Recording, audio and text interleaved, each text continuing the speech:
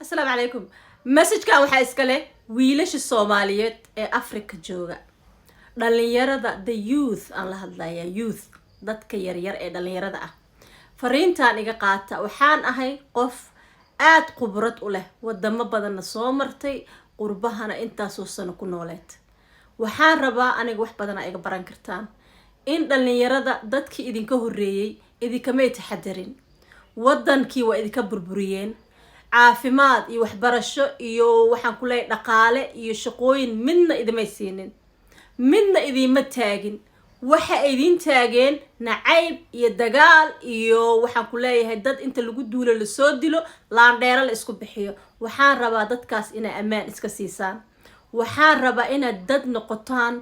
naftooda iyo dantooda ku mashquulsan waxaan rabaa dhalinyaro inay istaagtaan isku tashataan dadkan Afrika adduun weynaha waxa waay dadkoodii ayaa ma aragtay jidka u sii xaaqay dhalinyarada dadkoodii ma aragtay dawladahoodii ka taxadaray waxaan ku leeyahay aabaha ayaa ilmihiisa ka taxadaray laakiin idinka waxa waay qasaare ayaa idinku dhacay waxa waay waa bleedin burburiyay wadan amni ahna waa la idin diiday 30 sano hadaa jirtid most likely waxa waay maad arag ma aragtay nabad maad arag marka waxaan rabaa inaa inta istaagtid aad waxaan ku leeyahay shaqooyinkana aad ka faanin shaqo allaale shaqadii kugu soo aada reer hebel baan ahay shaqadan ma qabto iska daa waxaan rabaa inaa gymka iyo meelaha activity-yada iska xaadirisid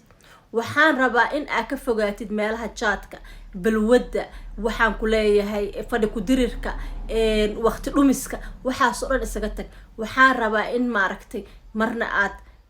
any shaqo oo shaqo kasta wadamadan aniga aan joogo intaas sano aan ku noolaa qofna shaqada kama faanto shaqada waxa waa PhD ninka haysto hadii ku soo aado shaqo uma aragto any shaqo wuu qaataa marka shaqooyinka qofka jahliga ah oo qofka ma ayaa shaqooyinka ka faana maxay dadka idhaayeen waxba kaama gelin waxaa la rabaa in adiga lugahaaga aad ku istaagtid aad self sufficient noqotid wax ay shaqo ka soo horbaxda ka shaqee gymta ka xaadir masaajidka ka xaadir cilmiga islaamka iyo diinta baro kuna dhaqan